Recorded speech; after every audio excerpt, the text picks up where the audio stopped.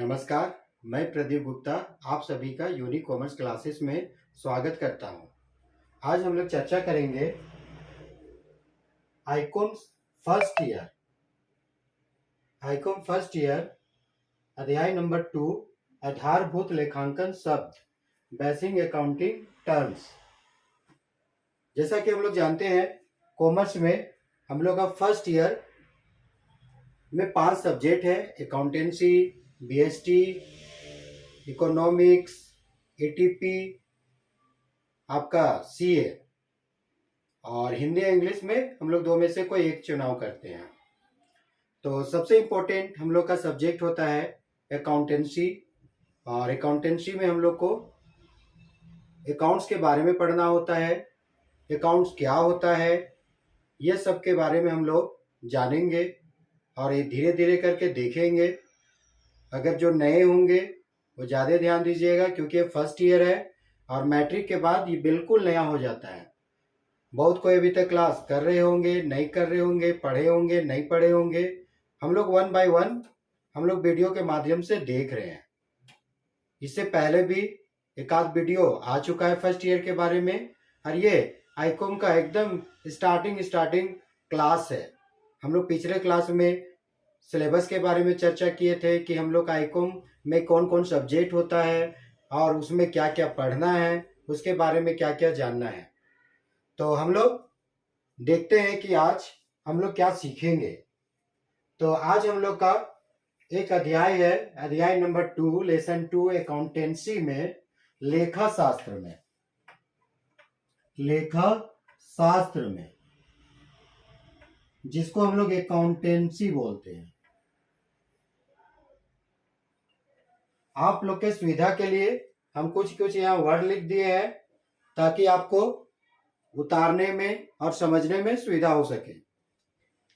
ये एक चैप्टर है आधारभूत लेखांकन शब्द बेसिक अकाउंटिंग टर्म्स, अकाउंट्स के सब्जेक्ट में, फर्स्ट ईयर के अकाउंट्स में। और उसमें आज हम लोग सबसे इंपॉर्टेंट चर्चा करेंगे असेट्स और लायबिलिटी के बारे में, संपत्ति और दायित्व के बारे में, जिसमें आपके एग्जाम में कम से कम 5 गो क्वेश्चन इस टॉपिक से रहेगा, जिसका आज हम लोग जिसके बारे में चर्चा करेंगे। तो अगर ध्यान से देखिएगा तो इससे आपका 5 क्वेश्चन ऑब्जेक्टिव क्वेश्चन आपको फर्स्ट ईयर में आना ही है। आप लोग जानते होंगे या नहीं भी जानते होंगे तो सुनिएगा कि आईकॉम फर्स्ट ईयर में ऑब्जेक्टिव क्वेश्चन का एग्जाम होता है। आपका यहाँ सब्जेक्टिव नहीं पूछा जाता है, लिखने के लिए, बनाने के लिए नहीं आता है। झारखंड एकेडमिक काउंसिल में आपका 50 क्वेश्चन रहता है और उसमें विकल्प 4 गो रहता है, और उसी 4 विकल्प में से एक विकल्प का चयन करना पड़ता है जो सही हो। तो इसलिए हम लोग का इस टॉपिक से कम 4 से 5 क्वेश्चन आपके लिए इंपॉर्टेंट होगा जो एग्जाम में आएगा। तो ध्यान दीजिएगा, वीडियो में बने रहिएगा ना, और समझ में नहीं आएगा तो कमेंट कीजिएगा, बताइएगा, फिर से उसको हम लोग देखेंगे। तो हम लोग इसमें जानेंगे असेट्स और लायबिलिटी के बारे में, मतलब 2 चीज के बारे में जानेंगे, संपत्ति और दायित्व। तो संपत्ति, सबसे पहले हम लोग बात करेंगे संपत्ति, जिसको असेट्स बोलते हैं। संपत्ति होता क्या है? तो जो व्यवसाय में, जिसका स्वामी व्यवसाय होता है, और जो व्यवसाय में वस्तु होता है जिसका स्वामी कौन होता है? व्यवसाय, उसे हम लोग संपत्ति कहते हैं। जैसे हम लोग को जब बिजनेस शुरू करते हैं, व्यापार शुरू करते हैं, तो विभिन्न प्रकार का संपत्ति की आवश्यकता होती है जो व्यवसाय को लाभ कमाने में और उसके उद्देश्यों को पूरा करने में सहायक होती है। तो विभिन्न प्रकार की संपत्तियां होती है, विभिन्न प्रकार की वस्तुएं होती है, उसे ही व्यवसाय की संपत्तियां कहते हैं। जैसे machine, building, furniture, motor car, stock, cash, bank. तो जो भी बिजनेस का वस्तु होता है जिसका स्वामी कौन होता है?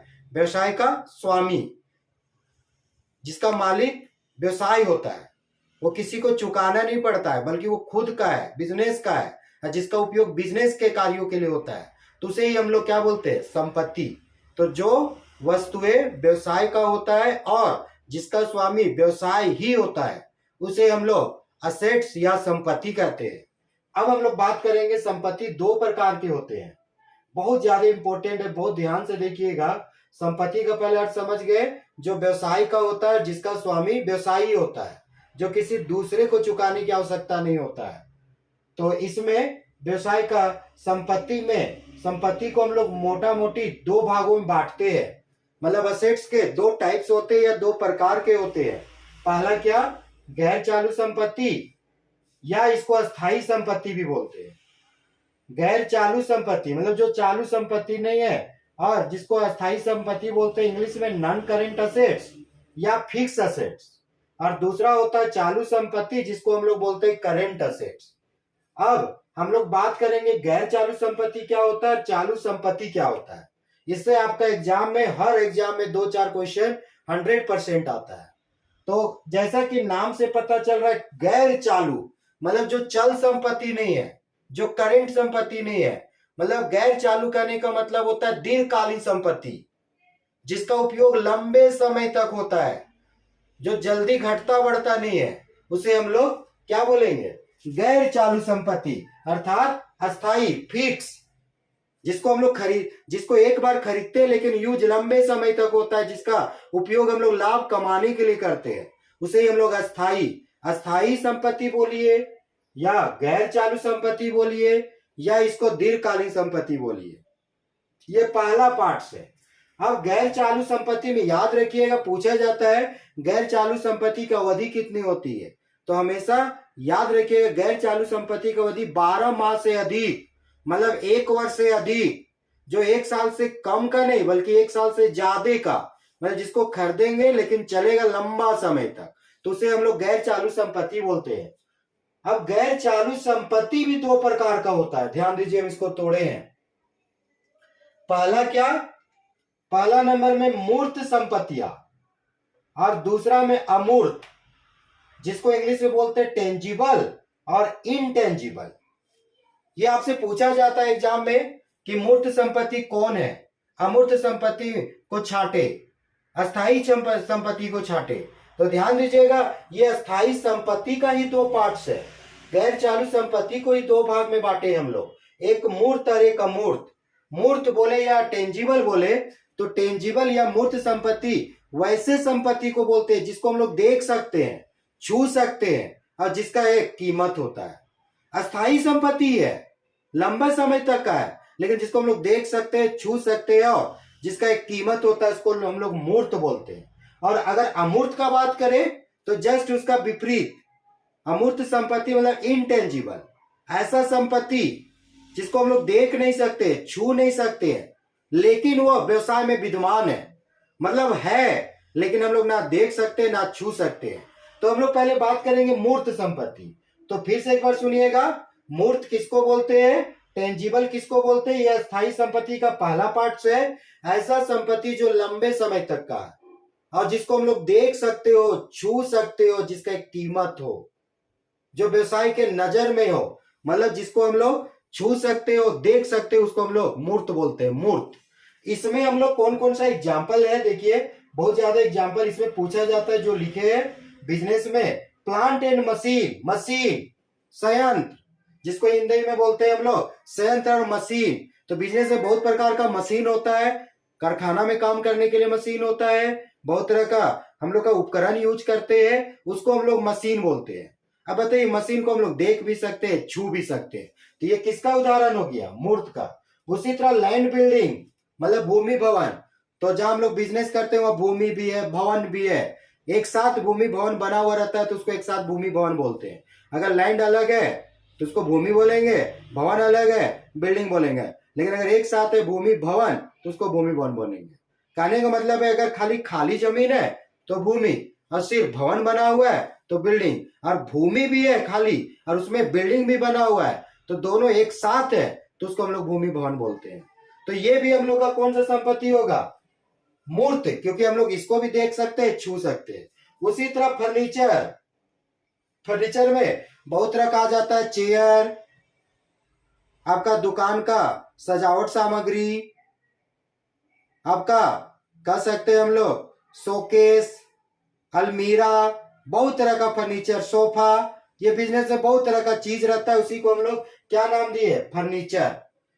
तो फर्नीचर इसको भी देख सकते हैं और छू सकते हैं, लंबा अवधि का है, तो इसको हम लोग बोलते हैं मूर्त संपत्ति। उसी तरह मोटर कार ये भी लंबा समय का होता है, साथ में इसको देख भी सकते हैं और छू भी सकते हैं, तो इसको हम लोग मोटर कार को हम लोग मूर्त में रखते हैं। इन्वेस्टमेंट जिसको हिंदी में विनियोग बोलते हैं, कहीं पैसा लगा दिए, जैसे कहीं पर जमीन खरीद लिए बिजनेस का पैसा से, या मान लीजिए कमाने के उद्देश्य से कहीं पर ऑटो खरीद लिए, बस खरीद लिए उसको चलाने के लिए, मतलब कमाने के उद्देश्य से कहीं पैसा लगाए हैं, तो उसको हम लोग इन्वेस्टमेंट बोलते हैं। इसको भी देख सकते हैं, छू भी सकते हैं। तो ये एग्जांपल हुआ मूर्त संपत्ति का। इसमें से आपको ऐसे ऑप्शन दे देगा कि मोटर कार कौन सा संपत्ति है, ऑप्शन दे देगा मूर्त संपत्ति, अमूर्त संपत्ति, चालू संपत्ति, इनमें से कोई नहीं।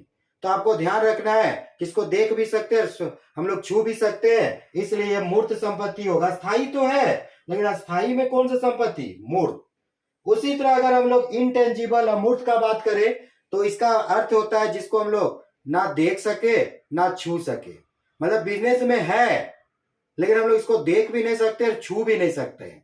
जैसे अगर मान लीजिए कंप्यूटर का बात करें, तो कंप्यूटर, डेस्कटॉप,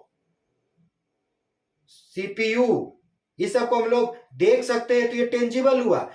हम लोग छू भी सकते हैं, तो इसको टेंजिबल बोलेंगे। लेकिन ऐसा मान लीजिए उसका कोई सॉफ्टवेयर जो मतलब काम करने में यूज हो रहा है, जिसको हम लोग देख सकते हैं, छू नहीं सकते हैं, तो उसको हम लोग अमूर्त बोलेंगे। अमूर्त करने मतलब जिसको हम लोग ना देख सके ना छू सके, उसी को हम लोग अमूर्त बोलते हैं। जैसे हम लोग एग्जाम्पल बहुत ज्यादा पूछा जाता है, गुडविल, ये हर एग्जाम में पूछा जाता है कि ख्याति कौन सा संपत्ति है, तो याद रखिएगा ये अमूर्त होता है, इनटेंजिबल। अब ख्याति, गुडविल क्या होता है?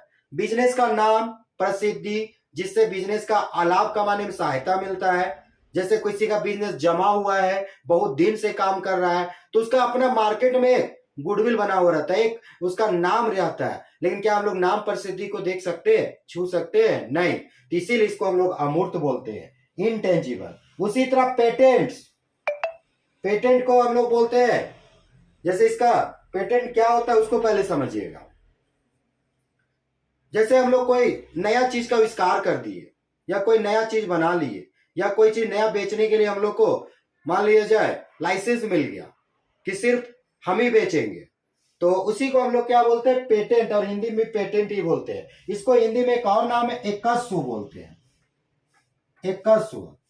एकस्व का मतलब होता है ना कि वो अकेले, वो अपना बनाया या अपना आविष्कार किया या उसको बेचने का अधिकार मिला हुआ है, मतलब कोई काम को करने का अधिकार उसको प्राप्त है, जिसको हम लोग 10 साल 20 साल तक मान लीजिए हमको कोई काम करने का अधिकार मिल गया, या मान लीजिए हम ही को सिर्फ बेचने का मान लीजिए लाइसेंस मिल गया, तो उसको हम लोग पेटेंट बोलते हैं। लेकिन पेटेंट को नहीं देख सकते, छू नहीं सकते, लेकिन मेरा संपत्ति क्योंकि हम ही बेचेंगे 10 साल 20 साल के लिए, तो इसको हम लोग पेटेंट्स बोलते हैं। उसी तरह कॉपीराइट, मान लीजिए हमको किसी का, मान लीजिए कोई आविष्कार किया, कोई बनाया और हमको बेचने का अधिकार दे दिया, मतलब किसी का चीज को हम बेच रहे हैं, उसके नाम से बेच रहे हैं, सारा चीज हम काम कर दे रहे हैं, तो उसको भी हम लोग बोलते हैं कॉपीराइट। ये भी होता है हम लोग का इनटेंजिबल, इसको नहीं देख सकते हैं। मतलब जैसे मान लीजिए कोई मोबाइल कंपनी है जापान में, कोरिया में, और वो बेचने का अधिकार इंडिया में किसी फर्म को या किसी कंपनी या व्यवसाय को दे दिया कि जाओ मेरे नाम से तुम बेचो,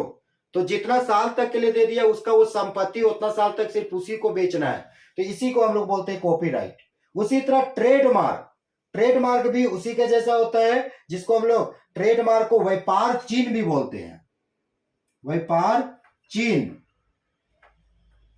मतलब अपना एक मार्का, जैसे आप लोग सुने होंगे ISI मार्क, या मान लीजिए बहुत तरह का अलग, जैसे फटाका में अगर मुर्गा छाप तो मार्का है, उसका अपना एक ऑथोराइज्ड है कि मुर्गा छाप फटाका सिर्फ वही बेचेगा।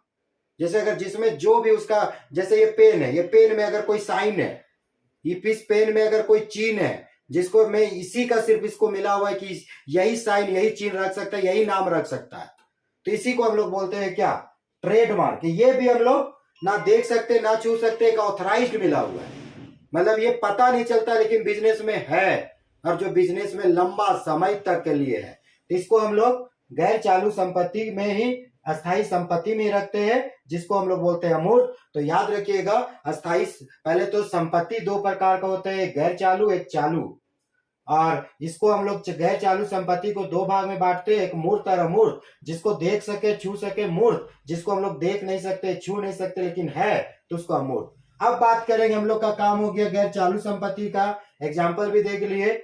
चालू संपत्ति, चालू को हम लोग इंग्लिश में करेंट असेट्स बोलते हैं। इसका एक नाम और होता है, जिसको हम लोग बोलते हैं अल्पकालीन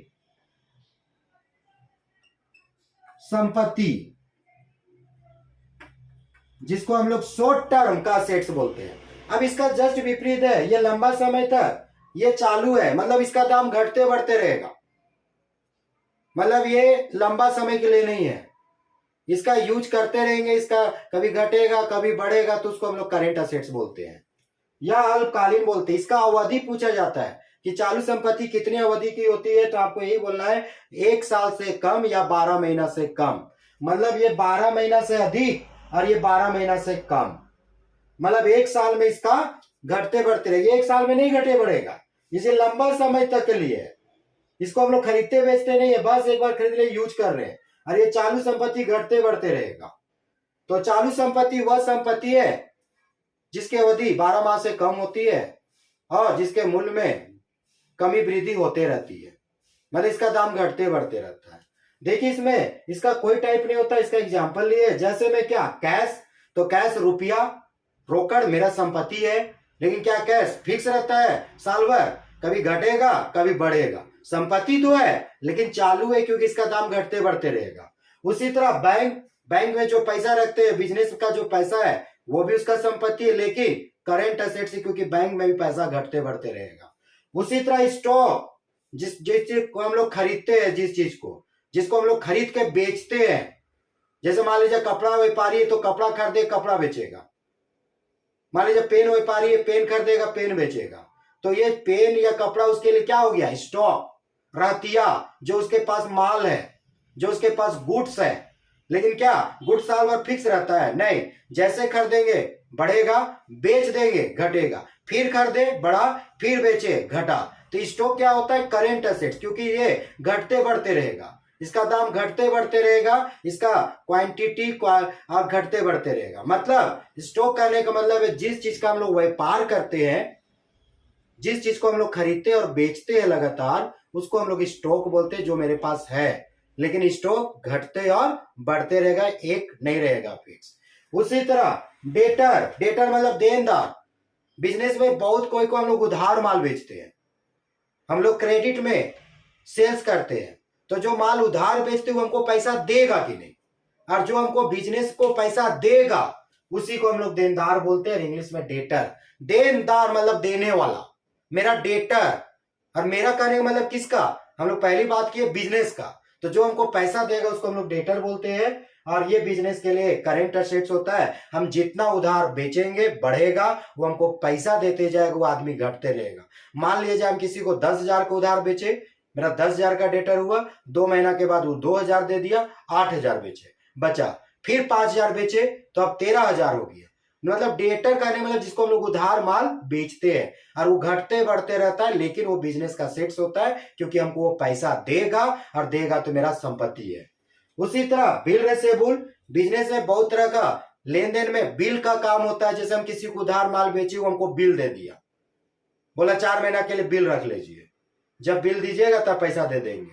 मतलब उसका हम गारंटी ले लिए कि वो 4 महीने के बाद पैसा देगा, उसके लिए हम बिल एक्सेप्ट कर लिए, और बिल मेरे पास रिसीव्ड हुआ।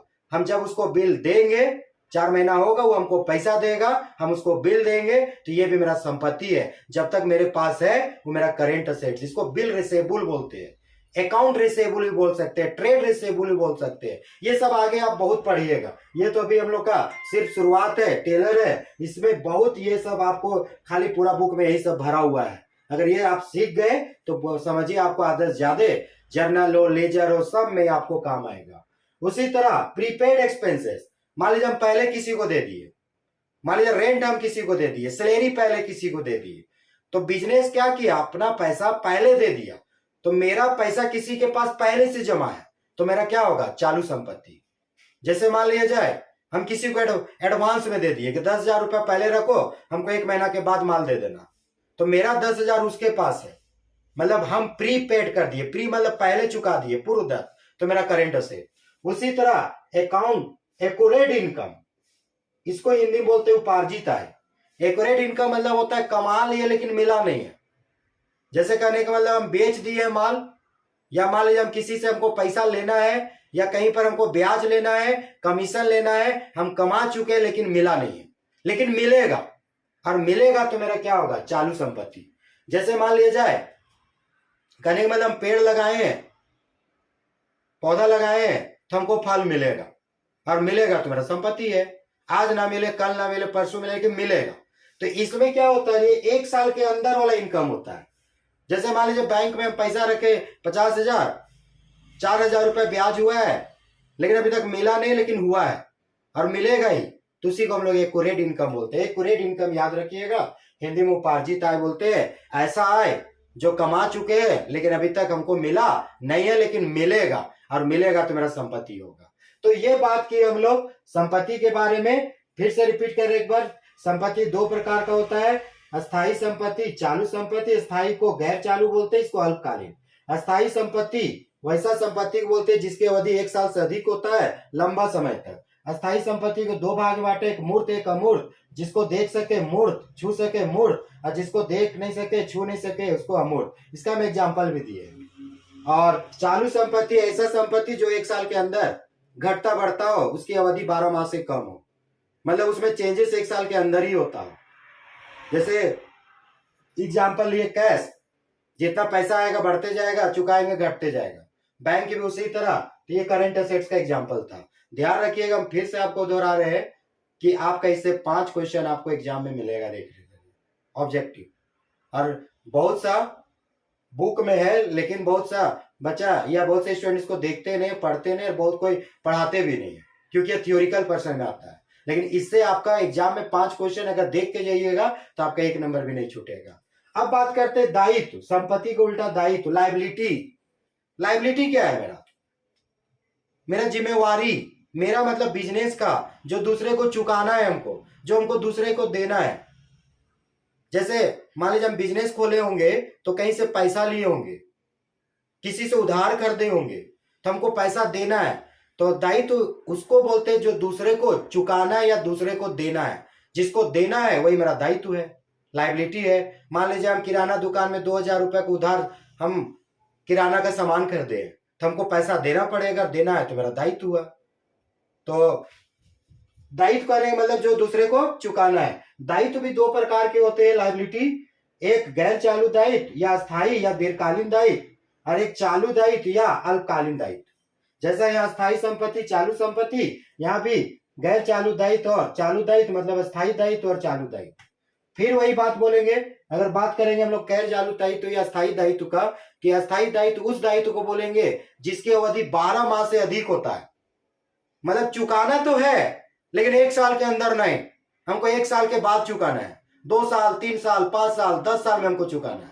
मेरा लंबा अवधि का है, दीर्घकालीन है या स्थायी दायित्व है, मतलब 1 साल के अंदर नहीं चुकाना। अगर हम किसी से पैसा लिए भी है ऋण में, तो हमको उसको लंबा समय में चुकाना है, तो उसी को हम लोग बोलते हैं गैर चालू दायित्व। तो गैर चालू दायित्व, रिपीट कर रहे हैं, वैसा दायित्व को बोलते हैं जिसकी अवधि 12 माह से अधिक होती है, अर्थात लंबी अवधि की होती है, मतलब जिसको चुकाएंगे लेकिन लंबा समय के बाद चुकाएंगे। इसमें कुछ एग्जांपल लिए, लोन, ऋण। मान लीजिए हम किसी से 50,000 का ऋण ले लिए, हमको 2 साल के बाद चुकाना है, तो मेरा दीर्घकालीन दायित्व हुआ। बैंक लोन, बैंक से हम ऋण ले लिए। अब कोई भी बैंक से 1 साल के लिए तो ऋण लेता नहीं है, लगभग सामान्यतः अगर 1 साल से अधिक समय के लिए लेगा, 5 साल, 4 साल, 3 साल, तो हम लोग का दीर्घकालीन। अगर 1 साल के अंदर का लोन ले लिया या 1 साल के अंदर वाला लोन ले लिए, तो वो चालू दायित्व में चला जाएगा।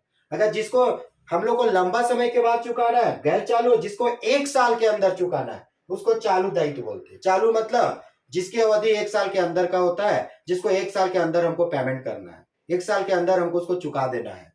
तो हम लोग बात कर रहे थे गैर चालू दायित्व जिसकी अवधि 12 माह या 1 साल से अधिक होती है, जो लंबी अवधि के होते हैं। जैसे ऋण, बैंक ऋण, ऋण पत्र। जैसे आपको ऋण मिला, आपको समझ आना है कि ये दायित्व में है, कौन सा दायित्व है, गैर चालू।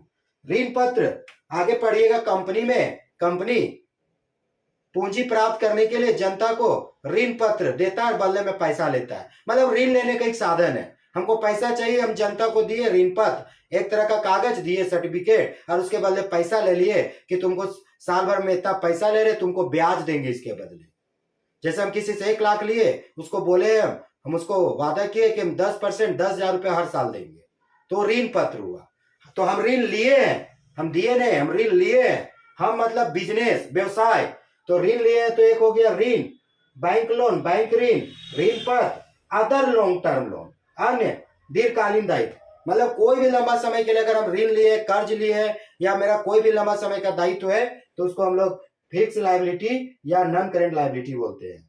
उसी तरह चालू दायित्व बोलते हैं, चालू को हम लोग अल्पकालीन बोलते हैं, जिसकी अवधि 1 साल से अंदर, 1 साल के अंदर उसको पेमेंट करना है, जो घटते बढ़ते रहेगा 1 साल के अंदर, जो लंबा समय के लिए नहीं रहेगा, उसको हम लोग चालू दायित्व या अल्पकालीन दायित्व बोलते हैं। इसको इंग्लिश में करेंट लायबिलिटी या शॉर्ट टर्म लायबिलिटी बोलते हैं। तो 1 साल के अंदर वाला कौन सा दायित्व होता है? क्रेडिटर्स, लेनदार, जो हमसे पैसा लेगा। अब कौन लेगा? जो हमको उधार माल बेचा है। अगर हम उधार माल बेचे और पैसा हमको लेना है, तो मेरा देनदार, जो हमको पैसा देगा, देनदार। अब अगर हम किसी से उधार कर दे तो हमको पैसा चुकाना पड़ेगा, तो उसी को लेनदार, हमसे लेगा, हमसे मतलब बिजनेस से लेगा, क्योंकि हमको उधार माल बेचा है। लेनदार, क्रेडिटर्स, मतलब उसे हम कुछ उधार में खरीदे और बदले में हमको पैसा देना है, और हमसे वो लेगा, तो उसी से लेनदार बना है। क्रेडिटर, हर जगह आपको क्रेडिटर सुनने के लिए मिलेगा। आपको एग्जाम में भी आपको क्रेडिटर्स मिलेगा कि लेनदार क्या होता है, तो आपको लिखना चालू दायित्व होता है। उसी तरह बिल्स पेबल, दे बिल, जिस तरह हम बिल प्राप्त किए थे तो मेरा संपत्ति, अगर हम बिल किसी को दिए हैं कि तुम इसको रखो, हम तुमसे उधार कर दे, तुम बिल रखो, जब हम समय पूरा हो जाएगा तो हम पैसा देंगे और तुम हमको बिल दे देना। तो बिल, दे बिल, मतलब हमको बिल का पैसा देना है। हमको दे बिल मतलब हम बिल दिए हैं किसी को, तो मेरा करेंट लायबिलिटी। उसी तरह बैंक ओवरड्राफ्ट, जिसको बैंक का अधिविकर्ष बोलते हैं। बैंक का अधिविकर्ष क्या होता है? जब हम लोग बैंक से ना ज्यादा पैसा निकाल लेते हैं। अब ज्यादा करने का मतलब क्या है? बैंक अपने परमानेंट ग्राहक या विश्वसनीय ग्राहक या अच्छे ग्राहक को एक सुविधा देता है कि जितना रुपए उसका डिपॉजिट है उससे वो ज्यादा निकाल सकता है। मैंने एक लिमिट डाल देता है कि 5 लाख रुपए तक निकाल सकते हो, 1 लाख रुपए तक निकाल सकते हो। तो मान लिया जाए मेरा 50,000 रुपया था बैंक में और हम 60,000 रुपए निकाल लिए। मेरा बैंक में 50 था और हम निकाले कितना? 60। तो कितना ज्यादा निकाल लिए? तो हम 10,000 निकाले जाते, तो 10,000 जो निकाले उसका पैसा हमको चुकाना पड़ेगा बैंक वाला को, क्योंकि अब मेरा पैसा बैंक में नहीं बल्कि बैंक का पैसा मेरे पास है। क्योंकि मेरा बैंक में 50 था लेकिन हम लिए कितना? 60। तो 10,000 हम उससे एक्स्ट्रा लिए कि नहीं, तो हमको उसको चुकाना पड़ेगा। तो इसको करेंट लायबिलिटी बोलते हैं, बैंक ओवरड्राफ्ट। फिर हम उसमें 1 लाख डिपॉजिट कर दिए, तो 10,000 रुपए चुकाना था, 10,000 बैंक वाला काट लिया, 90,000 बच गया। फिर हम 1 लाख निकाले, फिर 10,000 ज्यादा, फिर हम डाल दिए 50,000, 50,000 डाले तो 40,000 रुपए फिर मेरा बचा। मतलब ये ग्राहक और बैंक के बीच में लेन देन होते रहता है। कभी बैंक में मेरा पैसा है, अगर मेरा पैसा है तो उसको बैंक अकाउंट बोलेंगे, जो मेरा चालू संपत्ति। अगर हम बैंक से निकाले हैं ज्यादा तो उसको हम लोग चालू दायित्व बोलते हैं। उसी तरह आउटस्टैंडिंग एक्सपेंसेस, जिसको आदत भी है, बकाया भी है। बिजनेस में बहुत तरह का व्यय होता है जिसको हम लोग को बाकी है। जैसे मेरा रेंट हो गया है, महीना खत्म हो गया, रेंट देना है लेकिन अभी तक दिए नहीं, लेकिन देना होगा, और देना होगा तो मेरा दायित्व है, चालू दायित्व, क्योंकि चुकाना पड़ेगा। सैलरी देना है, महीना भर काम किया है कर्मचारी और काम किया लेकिन अभी तक हम पैसा नहीं दिया, लेकिन हमको देना है, तो उसको आउटस्टैंडिंग एक्सपेंसेस बोलते हैं। बकाया है, बाकी है, तो हमको चुकाना पड़ेगा। उसी तरह शॉर्ट टर्म लोन, जैसे हम बैंक से 6 महीने के लोन लिए, या कोई दोस्त से हम 4 महीना का लोन लिए, या किसी आदमी से हम 1 साल के अंदर का लोन लिए, तो उसको करेंट लायबिलिटी बोलते हैं। तो ध्यान दीजिएगा, दायित्व 2 प्रकार का होते हैं, गैर चालू और एक चालू। इसकी अवधि 12 माह से अधिक, इसकी अवधि 12 माह से कम। अब बात करते हैं कुछ सूत्र का, जो एग्जाम में आपको पूछा जाता है। इससे असेट्स बराबर क्या होता है, तो ध्यान रखिएगा, असेट्स बराबर कैपिटल प्लस लायबिलिटी। कैपिटल को हिंदी में पूंजी बोलते हैं। तो जितना मेरा संपत्ति होगा ना, वो बराबर होगा पूंजी और दायित्व का। मान लीजिए मेरा 100 रुपए का संपत्ति है, पूंजी 80 रुपया है, तो 20 रुपया मेरा दायित्व है, क्योंकि मेरे पास उतना ही संपत्ति होगा जितना मेरा पूंजी और दायित्व होगा। अगर हम 100 रुपया मेरा संपत्ति है तो पूंजी और दायित्व दोनों मिला के 100 रुपया होगा। अगर आपसे बोले कैपिटल बराबर क्या, तो कैपिटल, तो ये प्लस इधर आके क्या हो गया? माइनस। तो संपत्ति में से दायित्व घटाएंगे तो पूंजी निकलेगा। मान लीजिए 100 रुपए का दायित्व है, नहीं 100 रुपए का संपत्ति और 20 रुपए का दायित्व है, तो मेरा पूंजी 80 रुपया होगा। मान लीजिए 10,000 का संपत्ति है, 2,000 रुपए का दायित्व है, तो मेरा पूंजी 8,000 होगा। अगर लायबिलिटी निकालने के लिए बोले तो असेट्स में इसी फॉर्मूला में कैपिटल इधर ले जाएंगे, असेट्स में कैपिटल माइनस कर देंगे। अगर 10,000 का संपत्ति है और कैपिटल 8,000 है तो मेरा 2,000 निकलेगा। तो 3 तो फॉर्मूला याद रखिएगा, असेट्स बराबर कैपिटल प्लस लायबिलिटी, जितना संपत्ति होता है पूंजी और दायित्व के बराबर होता है। अगर कैपिटल निकालना है तो लायबिलिटी को इधर ले जाएंगे, माइनस हो जाएगा। अगर लायबिलिटी निकालना है तो हम लोग कैपिटल को इधर ले जाएंगे तो माइनस हो जाएगा। तो ये था आज हम लोग का बहुत ही इंपॉर्टेंट कुछ शब्दावली, इसका नाम है शब्द, कुछ आपका यूज होते रहेगा आपका पूरा अकाउंट्स में, बीएसटी में, सब में, कॉमर्स में, तो जिसको हम लोग बोलते हैं आधारभूत। तो आज सिर्फ हम लोग 2 चीज का चर्चा किया है, संपत्ति और दायित्व का। नेक्स्ट वीडियो में पूंजी कैपिटल का चर्चा करेंगे, आहरण क्या होता है उसका चर्चा करेंगे, लाभ क्या होता है, हानि क्या होता है, हम लोग का लेनदार क्या होता है, देनदार क्या होता है, डेबिट क्या होता है, क्रेडिट क्या होता है, बहुत तरह का आपको वर्ड मिलेगा, टर्म, उसका नेक्स्ट क्लास में चर्चा करेंगे। ठीक है, तो अगर आपको वीडियो अच्छा लगा हो, पसंद किए हो ना, तो लाइक जरूर कीजिए, चैनल को सब्सक्राइब कीजिए, ताकि आपको बार बार ये इस तरह का वीडियो आपको मिलते रहेगा। आपको यूनिक कॉमर्स क्लासेस चैनल का नाम है, शेयर कर दीजिए ताकि दूसरों को भी मिले और ये सीखने के लिए मिले। बहुत कोई अभी तक शुरू भी नहीं किए, समय भी बहुत ज्यादा हो गया है, नवंबर में हो गया है, आपका एग्जाम जनवरी में हो सकता है, तो आपके पास 2 महीना का टाइम है। 1-2 महीना में आपको स्कूल कॉलेज से पूरा नहीं होगा, ये जो इंपॉर्टेंट होगा, जो एग्जाम में आने लायक होगा हम बताएंगे। इसके अलावा बीएसटी भी बताएंगे जो एग्जाम के लिए इंपॉर्टेंट होगा, हम वही बताएंगे जो आपके एग्जाम में आने जैसा होगा, जो एग्जाम में आपको नंबर देगा। और इसमें ये क्लास में आपको 100% है कि इससे आपको 5 क्वेश्चन आपको एग्जाम में देखने के लिए मिलेगा। ये लिख के रखिए, जब एग्जाम होगा तो आपको इसका 5 क्वेश्चन जरूर मिलेगा। और इसको नोट्स कीजिए या आप इसका स्क्रीनशॉट ले लीजिए और इसको ध्यान में रखिए। तो ठीक है, नेक्स्ट क्लास में हम लोग इससे आगे देखेंगे। तो इतना ही आज का क्लास इतने ही में समाप्त करते हैं। धन्यवाद।